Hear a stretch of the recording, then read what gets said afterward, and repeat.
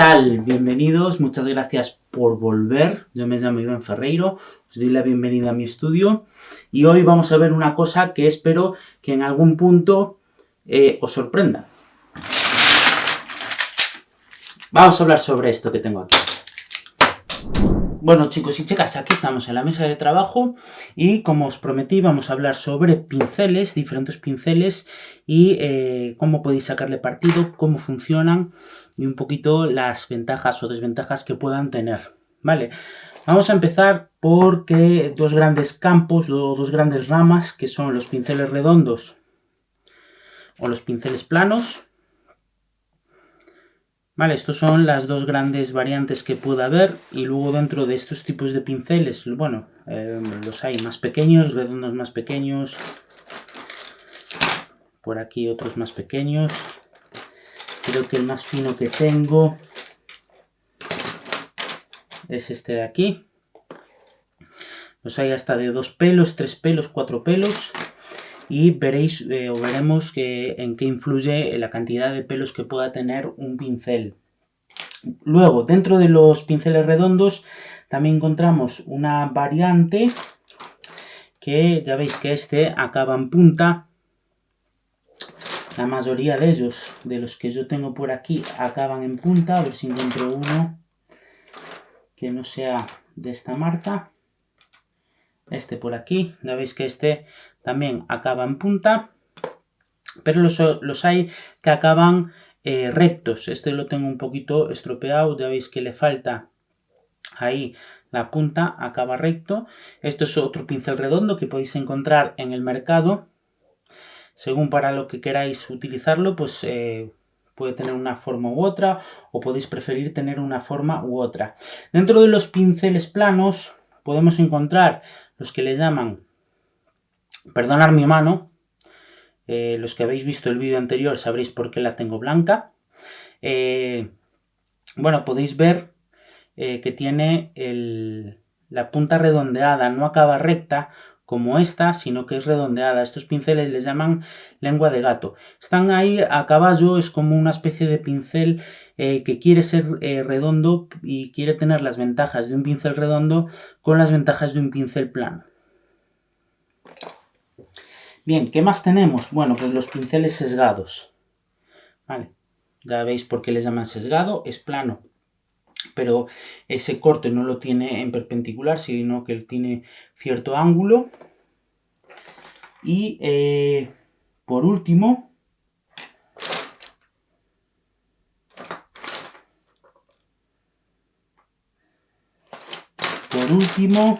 bueno, ese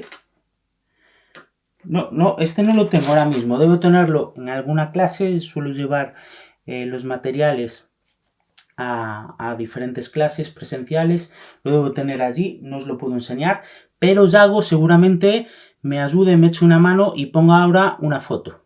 Ese pincel de ahí que estáis viendo ahora mismo, gracias Yago, es un pincel de abanico.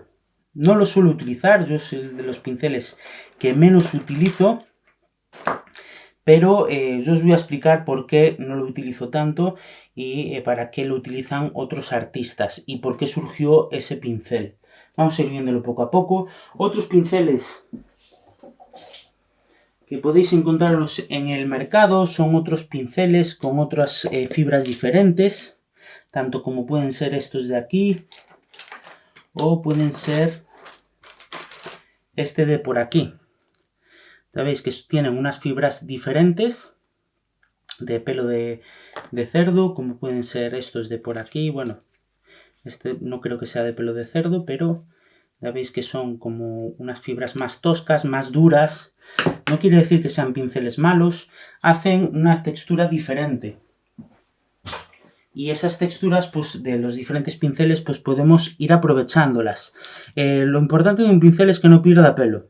Eso, si un pincel no pierde pelo, pues es un buen pincel. No os preocupéis en si las fibras son sintéticas, si son naturales, si son más naturales que otras, si es de pelo de Marta, si no. A mí los pinceles que a mí me gustan utilizar son los pinceles sintéticos, de pelo sintético, porque ellos vuelven, ¿sabéis que es como la cuerda de una guitarra? Vuelven al sitio al momento. no cogen forma y no se aplastan en la pincelada. Estos, en cambio, sí. Estos, cuando vosotros estáis pintando, suelen coger forma, se suelen poner de esta manera. Para volver a que vuelva al sitio, pues tenéis que mojarlos. Voy a poner un poco de agua, esperadme.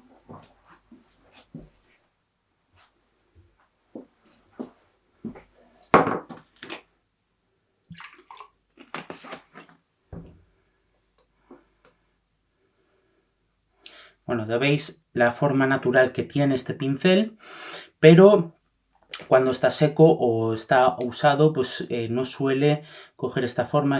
Aún así está un poquito rotas las puntas y no se queda justo en punta.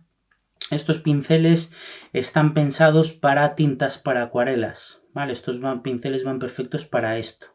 Son fibras que absorben mucha pintura y son capaces de manejar mucha cantidad de pintura en su interior.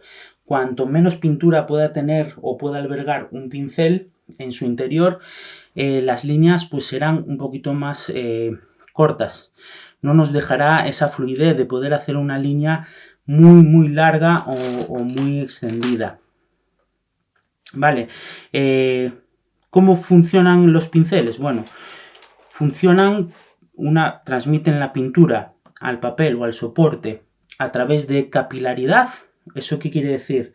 Pues que yo al poner la tinta encima del papel, el papel tiene una capacidad absorbente, va a absorber la tinta y así se va a transmitir la tinta a nuestras fibras. Y la otra forma de transmitirla no solo es a través de la capilaridad, sino a través de la gravedad. Si yo empapo este pincel y la tinta tengo aquí encapsulada y no corre hacia abajo, no se distribuye hacia el extremo, yo si quiero pintar con el extremo, con la punta, porque quiero hacer una línea muy fina, no lo voy a lograr. Y esto tenéis que buscar un equilibrio entre las viscosidades de las tintas. Si la tinta está muy viscosa, le va a costar bajar hacia la punta. Y si la tinta está muy líquida, pues va a correr demasiado rápido hacia la punta y entonces puede incluso llegar a que os caiga un goterón en el papel. Bien, esto lo veremos un poquito más o mejor en los siguientes capítulos, cuando tengamos tintas y acuarelas y estemos trabajando con ellas. Y simplemente para que también conozcáis los pinceles, muchos pinceles tienen en el centro una cuña o tienen un papel. Ya veis que este no tiene esa cuña, no tiene esa pequeña separación. Vale, y esa pequeña separación, os voy a hacer aquí un pequeño croquis. Imaginaros que esto es el metal del pincel. Y aquí están las fibras o los pelos del pincel. Pues aquí en medio suelen colocar un tocón de madera o suelen colocar una pequeña separación y las fibras del pincel están colocadas alrededor de ese tocón. Si yo le pego un corte por aquí y lo veo cómo sería por dentro, esto sería la parte de metal, por aquí estarían las fibras y los pelos de nuestro pincel y aquí en el medio estaría pues esa separación.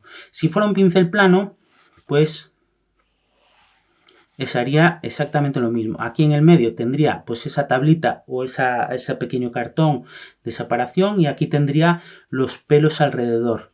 ¿Por qué hacen eso? Porque estos pelos provocan que acaben en punta.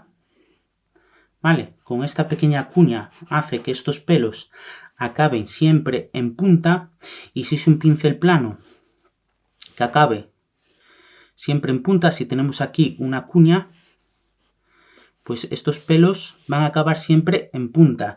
En cambio estos no acaban en punta, ya veis que son siempre iguales de principio a fin, porque estos no tienen esa separación. Donde se puede ver bien es en las brochas, esa separación aquí la tengo. Aquí veis esa separación en las brochas y en este tipo de paletas también se puede ver, pero bueno, ya lo habíamos visto con este ejemplo. ¿Y por qué es importante ese hueco que dejan en el medio? Porque esto es un almacén de tinta. En el medio se produce un almacén de tinta que lo que hace es llevar las tintas hacia el extremo, que es con el que queremos que pinte nuestro pincel. ¿Y por qué es importante que fluya bien la pintura? Vamos a verlo con un pequeño ejemplo.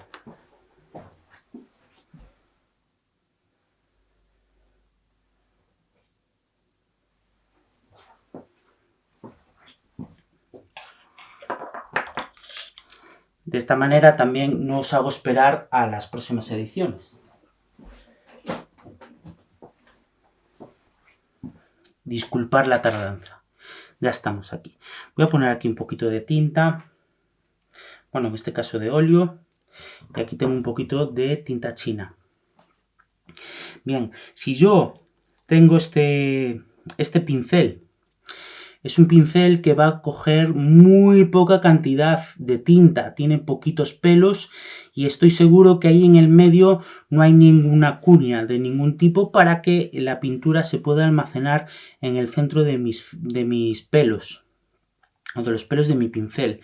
Si yo cojo una pintura muy viscosa, muy densa, y trato de hacer una línea fina, muy larga, ya veis lo que ocurre. La pintura no pasa bien, no llega bien y produce estos golpes.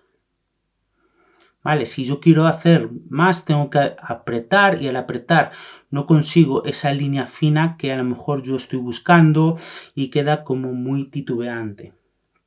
En cambio, si yo cojo tinta china, la tinta china es una pintura menos viscosa, va a fluir mejor y yo puedo hacer una línea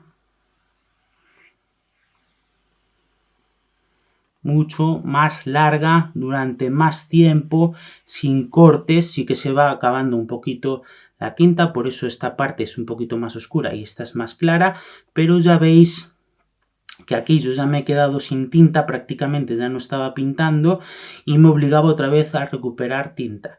Entonces, por eso las viscosidades de las tintas, según lo que queremos hacer, si queremos cubrir y extender partes muy grandes, pues una tinta viscosa nos viene perfecto, pero si queremos hacer una línea muy fina, perfecta, tenemos que controlar la viscosidad de la tinta y hacer que nuestra tinta sea un poquito más ligera y que deslice bien por los pelos hacia abajo. Espero que esta clase os haya gustado,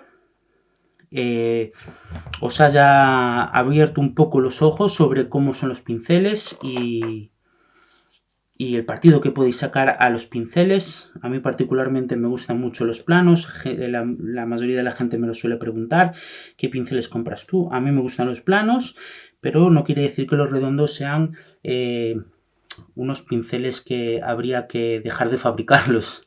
Entonces eso tendréis que descubrirlo por vosotros mismos, probar pinceles planos, probar pinceles sesgados, probar pinceles planos pero cortos sin punta, por así decirlo, probar pinceles de lengua de gato, probar pinceles de abanico, que yo eso sí que los uso apenas y no los suelo utilizar porque, bueno, esos pinceles, si no lo sabíais, fueron creados para sustituir a la pluma de ave. En los talleres de los artistas antiguamente habían plumas de ave y se utilizaban para mejorar las degradaciones y los cambios tonales. Simplemente se utilizaba como un pincel seco que se pasaba por encima, que no quiere decir que luego otros artistas, que ellos opinaban como yo, que nadie es quien para decirme, ni un fabricante, cómo debo utilizar una herramienta. E incluso no dudéis en que podéis crearos vuestras propias herramientas de dibujo y de pintura sin ningún problema. Yo muchas veces utilizo esponjas, tengo una por aquí.